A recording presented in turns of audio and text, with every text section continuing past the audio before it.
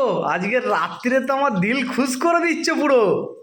তোমার দিল খুশ করার মতো তো শুধু তোমার না, আমারও। জানি না জিনিসটা কি হয়ে দাঁড়াবে, তা আমার রেসিপিটা খুব ভালো লেগেছিল তাই বানাচ্ছি। কিন্তু আমার বর কিন্তু এখনো জানে না। তোমাদেরকে বলেছিলাম না যে না সত্যি আমি জানি না, আমি হঠাৎ এরকম একটা সারপ্রাইজ পাবো আশা করিনি। তোমার আজ সারপ্রাইজই সারপ্রাইজ আছে।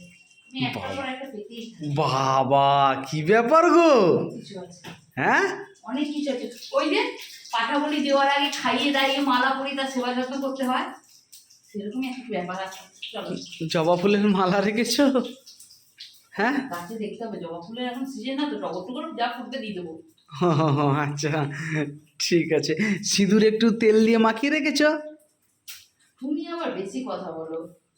তুমি না না কপালে একটা বড় করে তিলক টানবে না? হ্যাঁ, এ কি গো? টানবো। ও সেজন্য আমার কাছে হার্বাল প্রোডাক্ট আছে না, ও আচ্ছা, ওইসব নিয়ে চিন্তা করো না। ওসব নিয়ে টেনশনও করবো না, কোনো চিন্তা ভাবনা করে না। যাই হোক বন্ধুরা, আজকে কিন্তু রাতে আমাদের ডিনার কিন্তু জমজমাট আছে।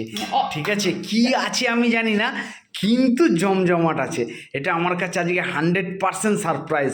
মানে আজ অবধি ঘরে যা রান্না হয়েছে আমি সব কিছুই জেনেছি, কিন্তু আজকে এটা সত্যিও জানে না, আমাকে সত্যিই জানে না। জানতেই দেয়নি। এখনো অব্দি জানে না।